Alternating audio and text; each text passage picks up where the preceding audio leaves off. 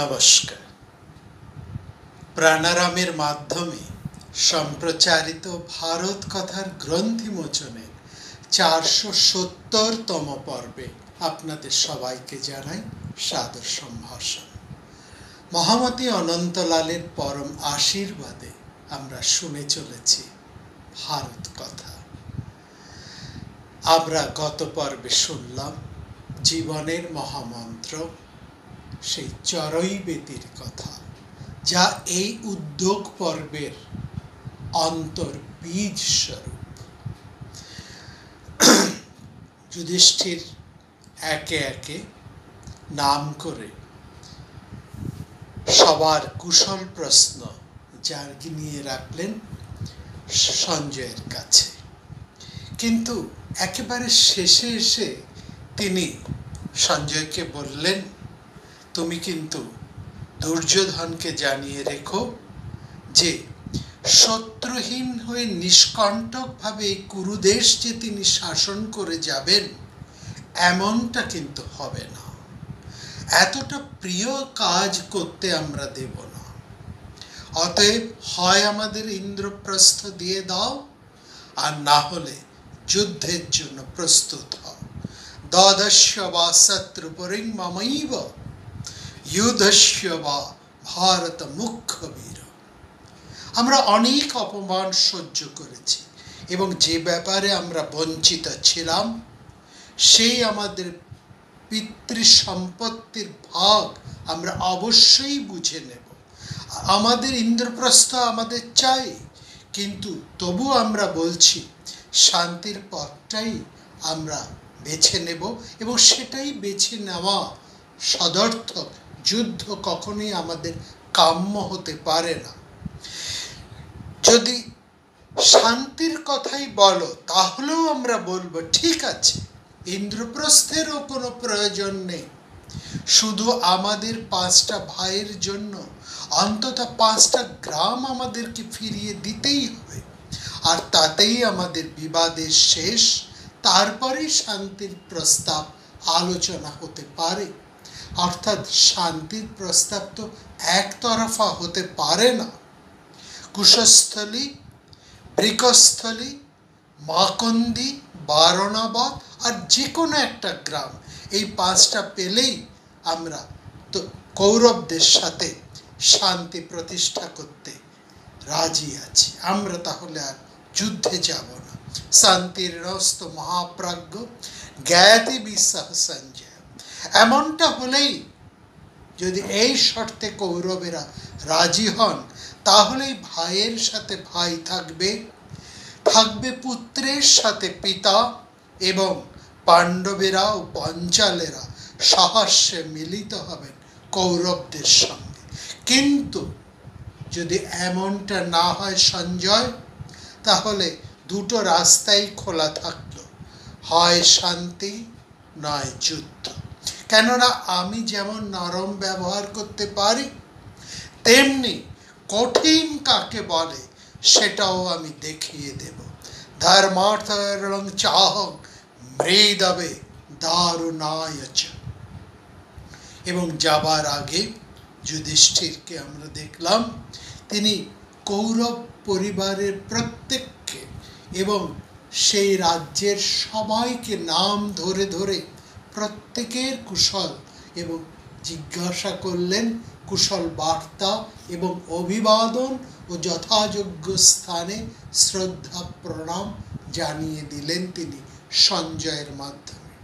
সেই কুশল কামনার মধ্যে এক সর্বব্যাপী, এক যে বিশাল গম্ভীর সুদূর বিস্তৃত আন্তরিক সহৃদয় এক শুভ এষণা ছিল, যার মধ্যে কেবলমাত্র ধৃতরাষ্ট্র বা তার সন্তানরা নয়, কেবলমাত্র কুরু প্রধানরা নয়, হস্তিনাপুরবাসী প্রত্যেকে, ব্রাহ্মণ, ভিক্ষু, তপস্বী থেকে আরম্ভ করে অতি মন্দ, অতি নীচ, হীন প্রত্যেকেই যেমন রয়েছেন, তেমনি রয়েছেন কুরুসভার দৌবারিকেরা, গাননিকেরা, সংস্থাকারিকেরা, সমস্ত কর্মীরা, এবং সমস্ত দাস দাসী যারা যুধিষ্ঠিরের শুভাকাঙ্ক্ষার আওতার মধ্যে এসেছেন,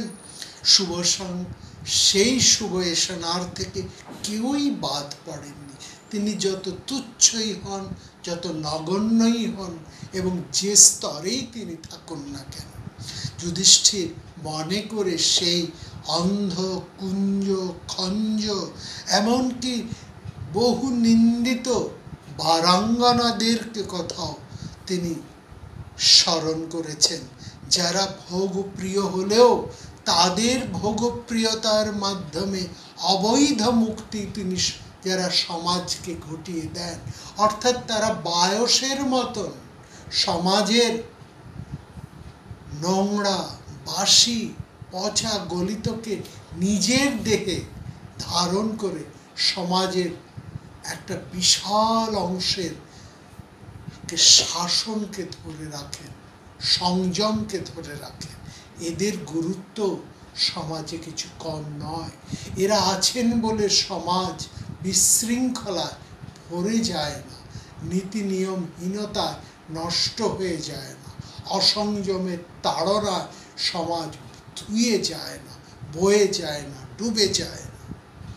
যুধিষ্ঠির মৃদু দারুণ এক রাজনৈতিক বার্তা এবং তার সার্বত্রিক শুভেচ্ছা বার্তা নিয়ে সঞ্জয় রওনা দিলেন হস্তিনাপুরের উদ্দেশ্যে। তার মন ভালো নেই। একে একে মনে পড়ছে তিনি কি উদ্দেশ্যে এসেছেন, তিনি কি বলতে চেয়েছেন, কিন্তু তার অনন্যপায়তা, তার নিরুপায়তায় যে কতখানি, যার ফলে তিনি যা বলতে চান, যা তিনি করতে চান, যেটাকে তিনি ধর্ম বলে মনে করেন, যেটাকে তিনি নীতি বলে স্বীকার করেন,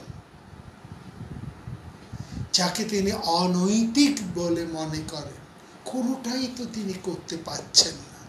কারণ একমাত্র মহারাজ ধৃতরাষ্ট্রের প্রচণ্ড লোভ এবং গোয়ার্তুমি তাকে বন্ধ করে রেখেছে, তার হাতে কিছুই তুলে দেয়নি, অথচ তাকে মাধ্যম হিসেবে, মধ্যস্থতাকারী হিসেবে পাঠানো হয়েছে।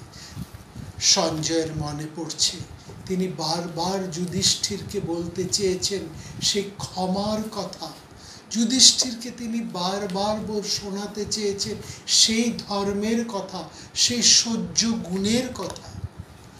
সত্যি কি এই কথা বলার অধিকার সঞ্জয়ের আছে? কিন্তু সঞ্জয়ের কি উপায়? তিনি আর কি বা বলতে পারেন? এই ক্ষমা জিনিসটি কি? ক্ষমা হচ্ছে পরেণ অপকারে কৃততস্য প্রত্যপকারচারণং ক্ষমা, অর্থাৎ অন্য কেউ যদি আমার অপকার করেও তবু তার অপকার না করাটাই হচ্ছে ক্ষমা। ক্ষমা হচ্ছে ধর্মের একটা সবিশেষ গুরুত্বপূর্ণ অঙ্গ। ক্ষমা যদি মানুষের জীবনে না থাকে, এ কথা ঠিক, মানুষ যদি ক্ষমা করতে ভুলে যায়, মানুষের জীবন থেকে ক্ষমা যদি মুছে যায়, তাহলে মানুষের জীবন থেকে মাধুর্যটাই নষ্ট হয়ে যায়। মানুষ তাহলে তার কর্তব্য থেকে চ্যুত হয়। এই কর্তব্যচ্যুতি থেকেই মানুষের স্খলন এবং পতন আরম্ভ হয়, এবং তার ফলে মানুষের জীবনে অসীম দুঃখ, গ্লানি, কষ্ট, ভয়ঙ্কর অবস্থা নেমে আসে। ক্ষমাশীল মানুষেরই তো জীবনে সিদ্ধি লাভ হয়। ক্ষমা বল শক্তানং শক্তানং ভূষণং ক্ষমা, ক্ষমা বশকৃতির লোকে ক্ষমায়া কিং ন সিদ্ধ্যতি। অর্থাৎ যে শক্তিমান, শক্তিমানের পরিচয় কি? শক্তিমানের পরিচয় হচ্ছে তিনি ক্ষমা করতে পারেন কিনা। দুর্বল লোক ক্ষমা করতে পারে না। দুর্বল লোকের ক্ষমা নয়, দুর্বল লোক ভীতু, দুর্বলের ক্ষমা হয় না। ক্ষমা করতে পারে একমাত্র শক্তিমান মানুষ।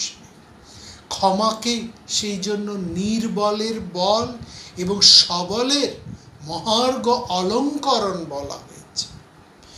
যিনি অন্যের কথায় পীড়িত হয়ে, অন্যভাবে বঞ্চিত, প্রতারিত বা আঘাতপ্রাপ্ত হয়েও যিনি অন্যকে কোনো কষ্ট দেন না, তিনিই তো সহিষ্ণু। তবে কায় মনোবাক্যে এমন ক্ষমতা থাকা সত্ত্বেও তিনি অন্যকে শেষ করে দিতে পারেন, এই ক্ষমতা থাকা সত্ত্বেও অপকারীর অপকারকে পুনরায় তার ক্ষতি না করাকে বা শত্রুকে শেষ না করে দেওয়া, আঘাত না করা, শত্রুর কোনো অপকার না করা কেই বলা হচ্ছে ক্ষমা। এই ক্ষমা দিয়েই একজন বীর শত্রুর হৃদয়কে জয় করে নিতে পারে। এই ক্ষমাকে এই জন্য বলা হচ্ছে পৃথিবীর ধর্ম। পৃথিবীকে বলা হয় ক্ষমা। আমরা পৃথিবীর উপর কত অত্যাচার করে চলেছি, পৃথিবী সব সহ্য করছে, এই তিনি ক্ষমা করে যাচ্ছেন আমাদেরকে। মানে মাটির ধর্ম, মাটিতে আমরা কত আঘাত করি, কিন্তু তবু মাটি আমাদেরকে আশ্রয় হতে চ্যুত করেন না। মাটির কাছে থেকে ক্ষমা ধর্ম শিখতে হয়। ক্ষমায়া ধারণ্য লোকন পার্থিব পার্থিব ভাবে উৎসাহ মন্ত্র সকদ্দে রক্ষে দাস অন্তর্ষিত। অর্থাৎ পৃথিবীর থেকেই আমাদের ক্ষমা গুণ শিখতে হবে। তাহলে যে সহ্য করে, যে ক্ষমা করতে পারে, সেই কিন্তু দীর্ঘজীবী হয়, সেই টিকে থাকে। আর যে ক্ষমা করতে পারে না, সে বিনষ্ট হয়ে যায়, নষ্ট হয়ে যায়। মহাভারতে আমরা যক্ষ প্রশ্নে যুধিষ্ঠিরকে বলতে শুনেছি, ক্ষমা হলো দুটো বিপরীত বস্তুকে গ্রহণ করবার সহিষ্ণুতা।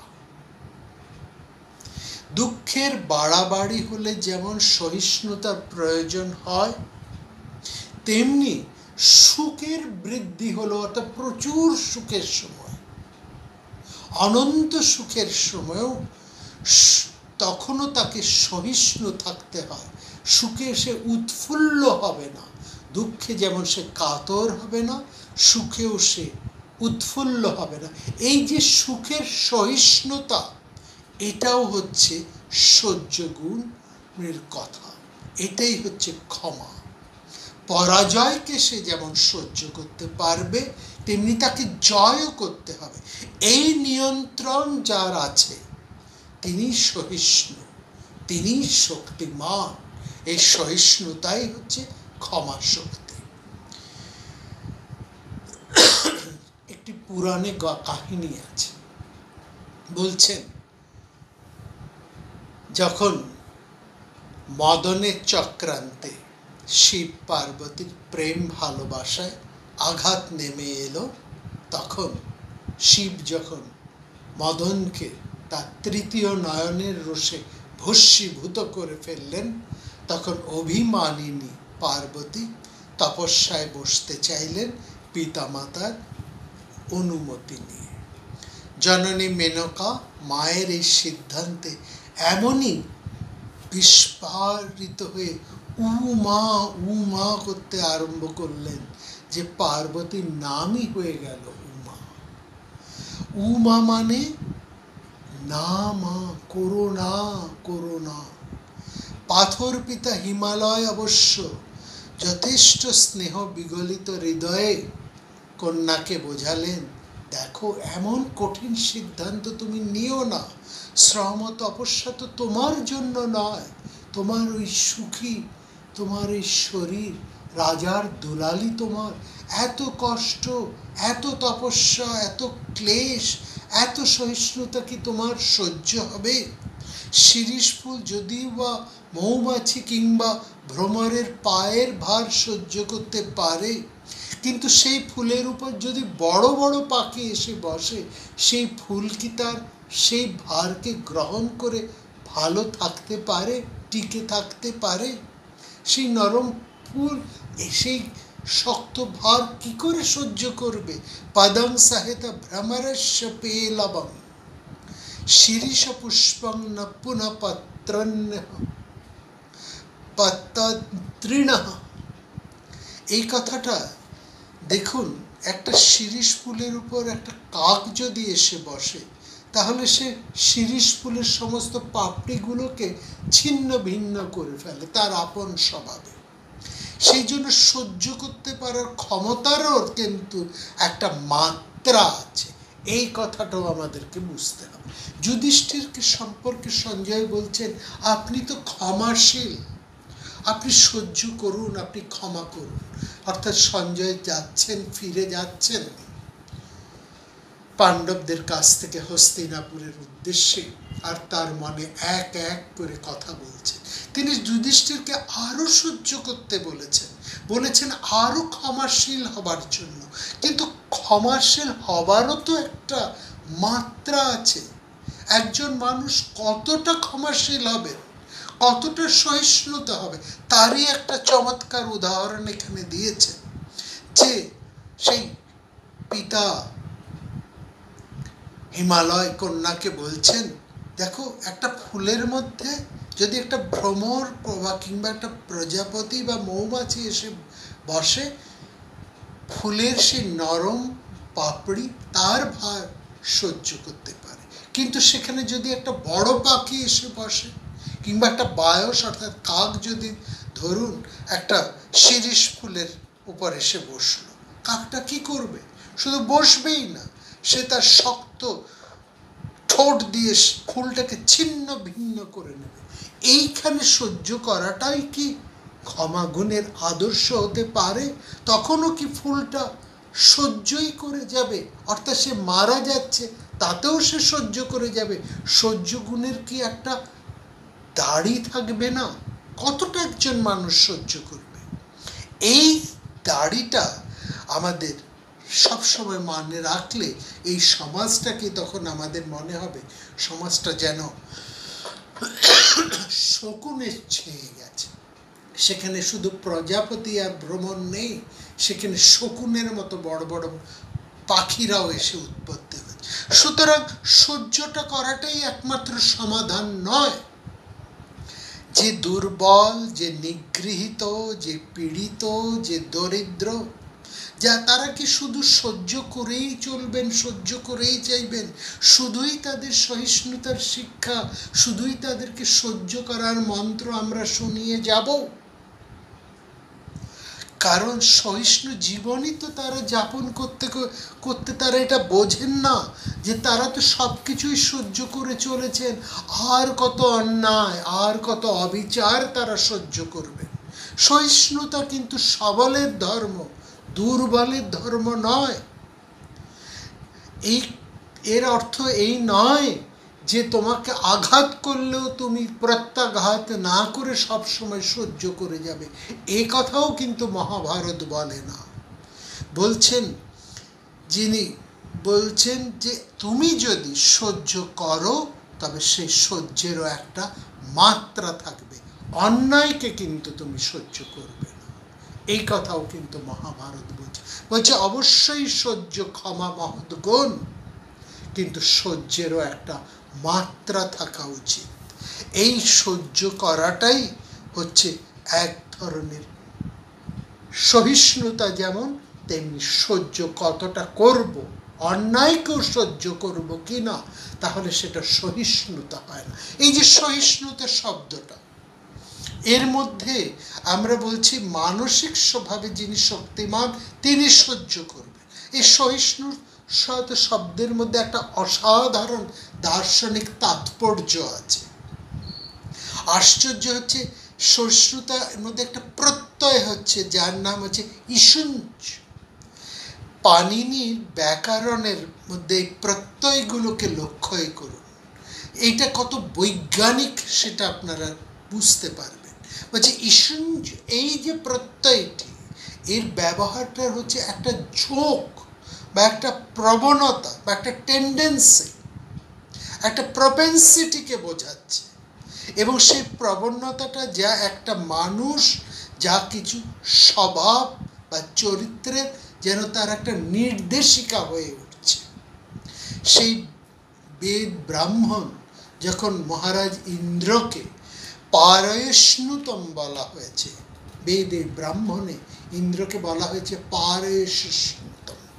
পারয়ষ্ণুতম মানে যে কোনো কাজ যিনি পারেন, যে কোনো কর্তব্য দিলে সেই কর্তব্যটাকে তিনি সম্পূর্ণ করতে পারেন, এবং করতে পারেন বলেই যে কোনো কাজ দায়িত্ব তার উপরে দেওয়া হোক সেই দায়িত্ব তিনি নির্বাহ করতে পারেন বলে তার নাম পারয়ষ্ণু।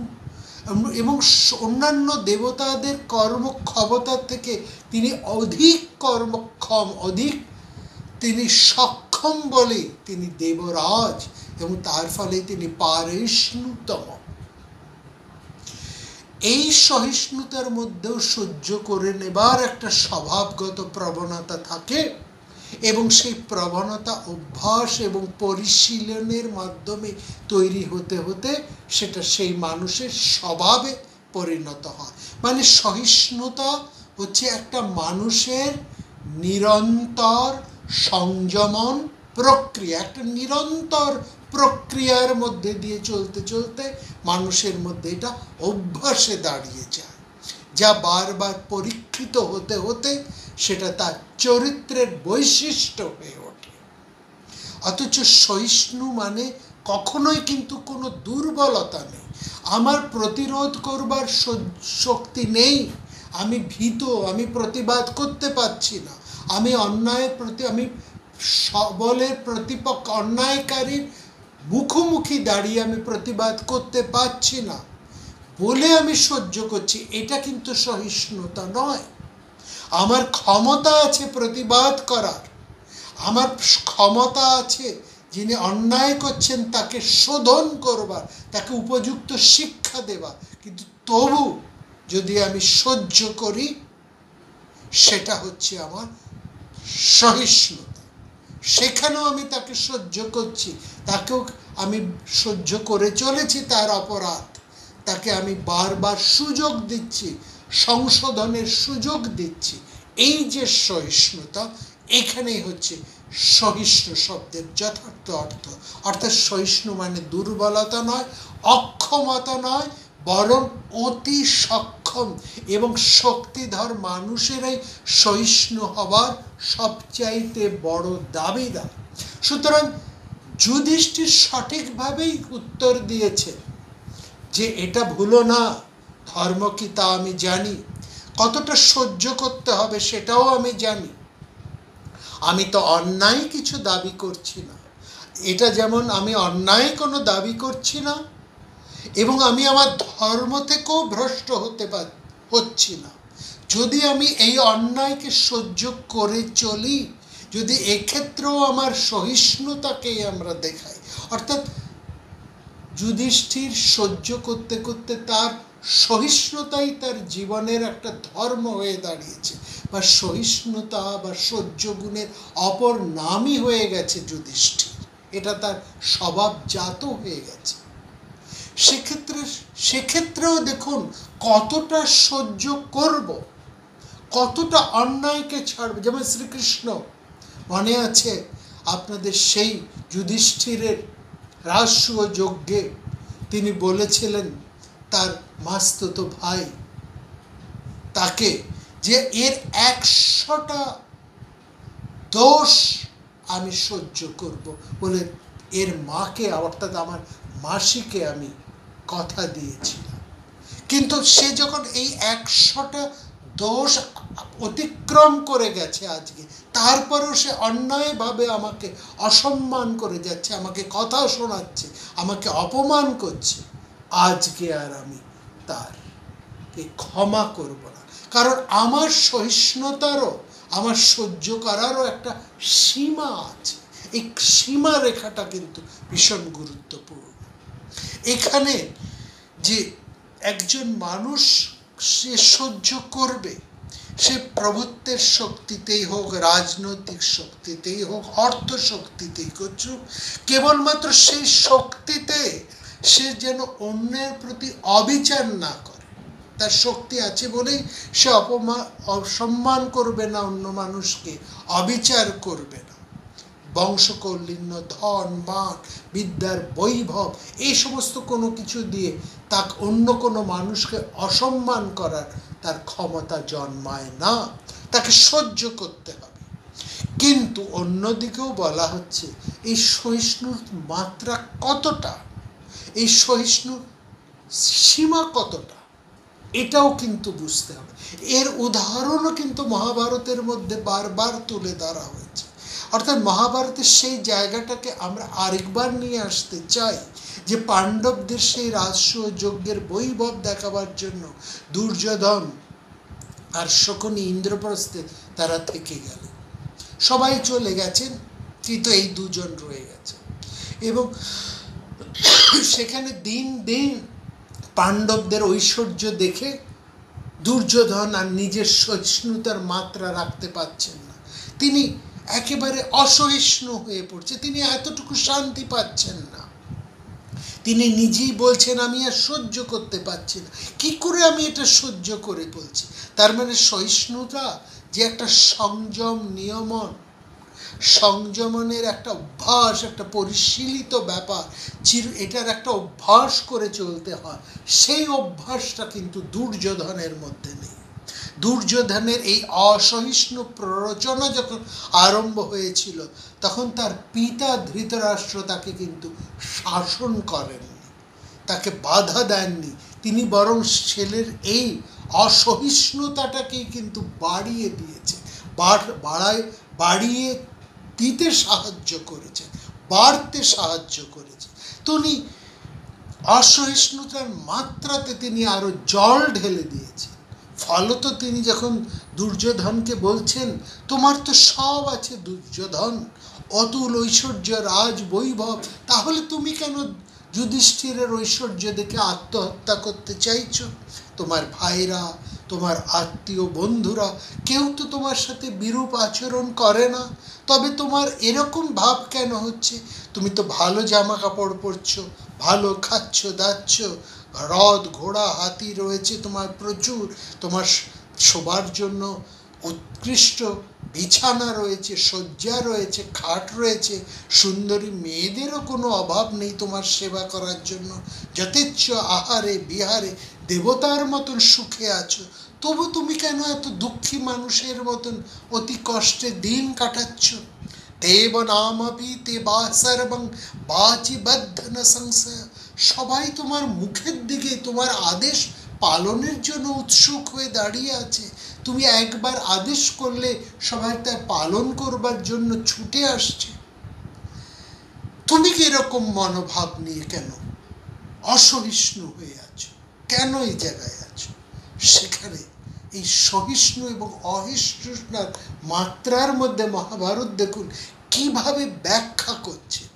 এখানে দুর্যোধনের যুক্তিটাকে আমাদের শুনতে হবে, সেই যুক্তিটাকেও কিন্তু মহাভারত আমাদের তুলে ধরেছে যুধিষ্ঠিরের বিপরীতে। সহিষ্ণুতার মাত্রাটা যদি দুর্যোধনের মতন তার বিপরীত প্রান্তে দাঁড়িয়ে থাকা মানুষেরা কোন দৃষ্টিতে দেখেন, সেটা তিনি বলছেন। কি বলছেন, কোন যুক্তি উপস্থাপন করছেন, সেইটি আমরা শুনবো আগামী পর্বে। লক্ষ্য করবেন মহাভারত কাউকে চেপে রাখে না, সবার বক্তব্যকেই তুলে ধরেন, ভালো মন্দ খারাপ পক্ষ বিপক্ষ সবার সর্বরকম যুক্তি প্রকাশের স্বাধীনতা মহাভারত দিয়েছে। এবং এই সমস্ত মত, সমস্ত পথ, সব কিছুর মধ্যে থেকেই মহাভারত বলছেন তোমাকে এর মধ্যে থেকেই ঠিকটাকে বেছে নিতে হবে। ওই যে সেই কথাটা আমরা বলেছি, ধর্ম আর অধর্ম পাশাপাশি হাত ধরাধরি করে চলে, সেই বুদ্ধিমান, সেই ধীমান যে মন্দের মধ্যে থেকে ভালোটিকে যে গ্রহণ করে নিতে পারে, ভালোটিকে নেব বলে, ধর্ম নেব বলে আমি ছোঁয়াছুঁয়ির বিচার করব, মন্দের সঙ্গে থাকব না, মন্দের থেকে আমি সহস্র যোজন ছুটে আসবো, এইভাবে কিন্তু ভালো থাকা যায়। এই জন্য মহাভারতের মধ্যে দেখবেন সর্বমতের এখানে উত্থাপন রয়েছে। আমরা যুধিষ্ঠিরের তরফ থেকে দেখছিলাম সহিষ্ণুতার মাত্রা, সহিষ্ণুতার মাত্রার কথা আমরা কৃষ্ণের কথার মধ্যে থেকেও লক্ষ্য করেছি। আজকে মহাভারত আরেকটি মত এই সহিষ্ণুতার কথা তুলে ধরছে দুর্যোধনের দৃষ্টিভঙ্গি থেকে, সেটাও আমাদের কিন্তু শুনতে হবে। শুনব আগামী পর্বে, তারপর আমরা বিচার করব কোনটি আমাদের পক্ষে শ্রেয় এবং প্রিয়।